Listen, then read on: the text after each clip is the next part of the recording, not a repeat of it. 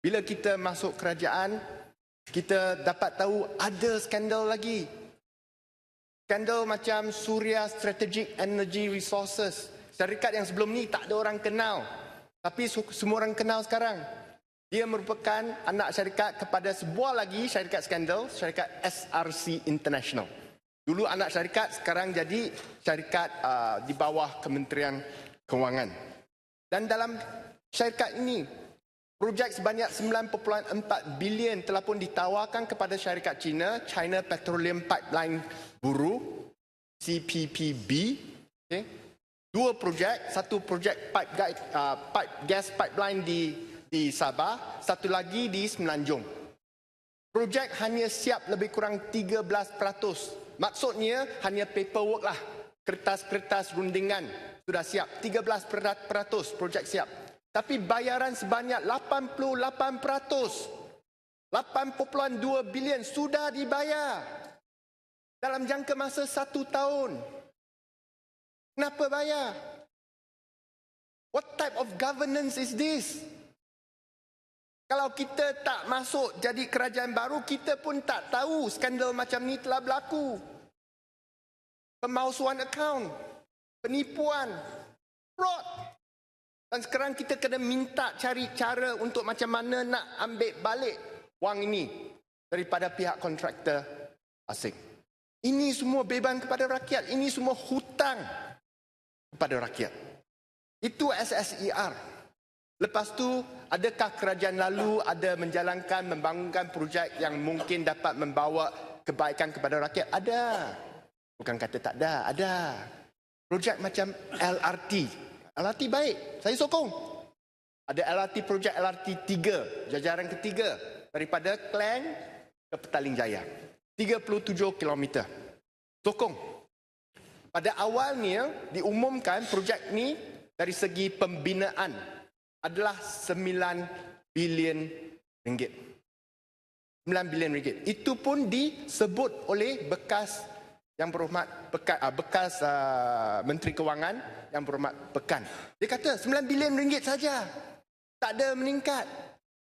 Tapi bila kita cek jumlah kontrak-kontrak pembinaan yang sudah ditawarkan setakat Mac tahun ni. Setakat Mac tahun ni. Sudah mencecah 15.2 bilion ringgit. Meningkat lebih daripada 6 bilion ringgit. Tapi semalam yang berhormat Pekan kata tak ada, tak pernah kontrak meningkat sehingga 15 bilion ringgit. Yang saya tahu hanya 9 bilion ringgit. Tapi bila kita cek, kesemua kontrak-kontrak ini perlu diluluskan oleh jawatan kuasa perolehan Menteri Kewangan, di mana Menteri Kewangan sendiri yang mengurusikan jawatan kuasa tersebut untuk meluluskan kontrak-kontrak ini. Pendek ya, Pasir Salak. Pasir Salak lepas tu Tebrau. Ya, silakan Pasir Salak. Kemudian Tebrau. Untuk yang berdua, 9 bilion ringgit ialah kos asal projek LRT 3. Ya. Itu yang telah diluluskan. Yang dikatakan sudah menjadi 15 bilion itu belum diluluskan. Kita tunggu baru itu adalah cadangan daripada SPNB. Dan bekas Menteri Kewangan telah memberitahu bahawa permohonan untuk menambah peruntukan itu tidak diluluskan kerana permohonan itu pun dibawa waktu hampir nak pilihan raya. Faham. Saya jawab. Apa faham? Betul ke tidak? Jawab itu Saya saja. jawab. Saya jawab. Jawab. Tebrau tu. Tebrau. Ya, YB Taman Salak. Jadi you sudah mentetapkan berapa banyak parti UMNO, MIC, MCA sudah terima. Bolehkah you tetapkan semua parti-parti komponen parti PN yang sudah menerima? Jadi kita boleh tahu berapa banyak parti-parti komponen PN sudah menerima dari satu MDB. Okey. Terima kasih. Seperti apa yang disebut pagi tadi, 470 juta disalurkan kepada parti-parti komponen Barisan Nasional. Nah, saya nak jawab Pasir Salak. Dia kata 15.2 bilion ni tidak diluluskan lagi. Salah. Tanya, biar saya jawab. Ya, Datuk yang berdua. Bagi proof. Yang berhormat Daman Saya Sarah bagi jawab janji, dulu. saya bagi Pasal jawab Salak. dulu. Oh, dia ingat kita terima. Dia dah bagi laluan. Sekarang bagi laluan untuk dia menjawab. 15 bilion ini merupakan kontrak yang sudah ditawarkan dan diterima di SST sudah ditandatangani. Sudah ditawarkan. Yang belum diluluskan adalah permintaan daripada prasarana yang kata pada 30 hari bulan Mac bahawa kos keseluruhan LRT 3 sudah meningkat sehingga 31.6 bilion ringgit. Bukan 15 bilion. 31.6 bilion ringgit. Kenapa? Jawapannya senang. Sebab yang 15 bilion itu hanya pembinaan. Tak masuk lagi pengambil alihan tanah. Tak masuk lagi fee kepada PDP. Tak masuk lagi fee kepada perunding. Tak masuk lagi faedah pinjaman semasa pembinaan. Dan bila semua kos ini diambil kira, jumlah yang dituntut oleh prasarana merupakan 31 bilion ringgit. Nah, kita berhadapan dengan masalah sekarang. Berhadapan dengan masalah kerana kesemua kos ini tidak telus masa dahulu. Inilah hidden cost yang disebut oleh Yang Berhormat Gombak semalam mengenai projek-projek yang diumumkan oleh Barisan Nasional, tetapi kos yang ada dalam projek ini tidak telus. Yang diumumkan hanya construction cost, kos pembinaan. Dia tak sebut tentang kos-kos yang lain yang terlibat, yang kian meningkat. So, kos construction meningkat, kos yang lain pun meningkat, 9 bilion menjadi 31 bilion. Pasal Salak minta laluan. Laluan. Kalau sekiranya Yang Berhormat mengatakan bahawa apa yang disebutkan oleh bekas Menteri Kewangan itu tidak betul, ya, dia kata 9 bilion. Tetapi Yang Berhormat Damansara kata sudah tambahan beberapa bilion itu telah juga diberikan kontrak yang telah diluluskan. Saya minta Datuk Yang Dipertua, Yang Berhormat, bawa usul mengatakan Pekan telah berbohong. Berbohong. Telah mengelirukan Dewan. Tolong, jangan buat tuduhan serangga tidak bertanggungjawab. Kalau bertanggungjawab, bawa satu usul mengatakan Pekan telah berbohong dan mengelirukan Dewan. Jangan dulat tadi. Saya sokong. Kalau Pekan berbohong, ambil tindakan kepada dia. Saya sambut cabaran. Dah. Kalau dia bohong, saya sokong. Ambil usul. Saya sambut cabaran. Asalkan Yang Berhormat Pekan bawa maklumat tersebut dan sebut bahawa kontrak hanya 9 bilion dalam Dewan ini, saya akan serta-merta membawa usul untuk berkata bahawa Yang Berhormat Pekan mengelirukan Dewan yang mulia ini. Okay. Dia kena sebut dalam dia Dewan. Dia sudah sebut. Datuk Yang Dipertua, Pekan sudah sebut 9 bilion. Apa lagi? That's what he said. Dengan izin. Laluan tidak diberikan. Duduk. Bawa usul. Dia sebut kat luar Dewan, saya tak boleh bangkit dalam Dewan. Dalam Dewan yang anda Datuk Yang Bertua pun dengar. Kalau Yang Berhormat Dewan bawa dalam Dewan, kata bahawa kosnya hanya 9 bilion, saya akan sampaikan usul. Yang telah diluluskan Datuk Yang Dipertua. Okey. Nah, Datuk Yang Dipertua, yang telah diluluskan. Nasib baik Kerajaan Pakatan Harapan mengambil alih. Belum tahu lagi. Saya nak bawa usul. Bila kita kalau berani bawa usul. Dalam Dewan ini hanya seorang saja yang boleh bercakap pada suatu ketika. Jadi laluan tidak diberikan, Damansara teruslah bercakap. Masih Datuk Yang Dipertua. Cool. Untuk laluan, Muhammad. Laluan diminta. Biar Sekejap. Pasal Mas. Satu saja.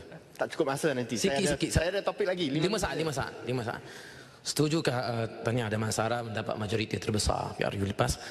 Setujukah Yang Berhormat jika saya katakan bahawa PAS adalah merupakan parti yang tidak pernah menerima apa-apa dana daripada MDB berdasarkan data yang ada dari dalam pengetahuan Berhormat? Sila.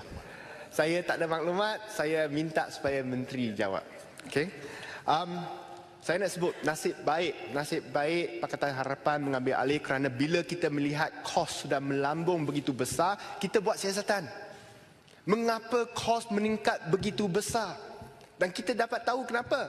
Sebab dalam spesifikasi projek, dia tukar spesifikasi daripada stesen LRT. Ini projek LRT. Daripada stesen LRT, dia minta stesen dibesarkan macam MRT.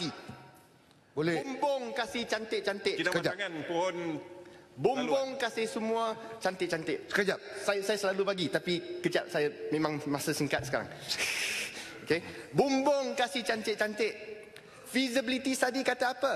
2 car train sudah cukup menampung passenger sehingga tahun 2050. Tapi spesifikasi yang ditenderkan 6 car train, kapasiti dinaikkan 3 kali ganda.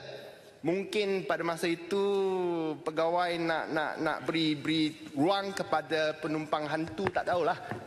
Tapi Muhammad, semua ni Zaman merupakan Sarah, minta laluan. ciri-ciri kos yang telah pun dinaikkan akibat keborosan, akibat pembaziran, akibat tak tahulah penipuan yang mungkin sudah berlaku. Dan oleh kerana kita runding semula, kita semak semula ke semua pelan-pelan ni, kos projek ini, kita dapat menurunkan kos LRT daripada 31.6 bilion sehingga 16.6 bilion. Penjimatan sebanyak 47% ataupun 15 bilion ringgit.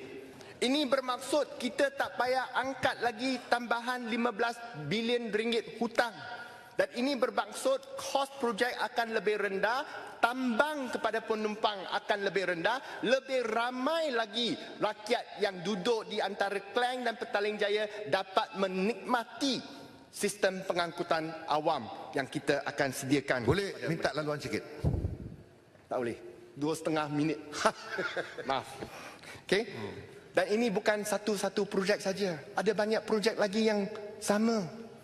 MRT belum berlaku lagi, tapi kita boleh lihat dari segi MRT projek yang kononnya kos 32 bilion ringgit, tapi itu sekali lagi hanya kos pembinaan, tak mengambil kira lagi banyak kos yang lain yang saya rasa akan meningkatkan kos MRT ke satu tahap melebihi ataupun mendekati 50 bilion ringgit. Semua ini merupakan hutang kepada kerajaan. Tapi tahu tak, hutang LRT, hutang MRT, semua tak masuk dalam hutang rasmi kerajaan persekutuan. Tak ada. 687 bilion hutang rasmi itu tak termasuk 42 bilion ringgit yang digunakan untuk bina MRT, 26 bilion ringgit yang ada dalam syarikat prasarana. Semua hutang ni yang diservis oleh kerajaan persekutuan sekarang tapi tak masuk. Sebab dia agihkan keluar. Dia buat muslihat. Dia buat government guarantee. Dia government guarantee maksudnya hutang kerajaan bayar tapi tidak masuk sebagai hutang kerajaan. Langsung tak masuk akal. Lebih pandai lagi, saya kena sebut, Kerajaan Barisan Nasional ni cukup pandai. Hutang tak boleh ambil lagi, tak apa, kita buat government guarantee. Government guarantee sudah tak boleh buat lagi, tak apa, kita cari cara yang lain, kita buat leasing facility. Saya berikan contoh terakhir. Saya nak bina satu sekolah, 500 juta katakan. 500 juta kalau saya buat pinjaman, susah, nanti Tony Damansara ni marah. Tak boleh. Buat garanti, sudah tak boleh buat garanti lagi, sudah banyak, tak boleh. So tak apa, saya minta kontraktor datang. You nak bina sekolah kan? You bina dulu, lepas tu saya berikan perjanjian leasing. Saya buat sewa ataupun pajakan leasing daripada syarikat tersebut selama 15 tahun. Dan saya akan bayar balik 1,5 bilion ringgit. Dan you ambil kontrak ini, pajakkan kepada pihak bank untuk mendapat pinjaman untuk membina sekolah ini.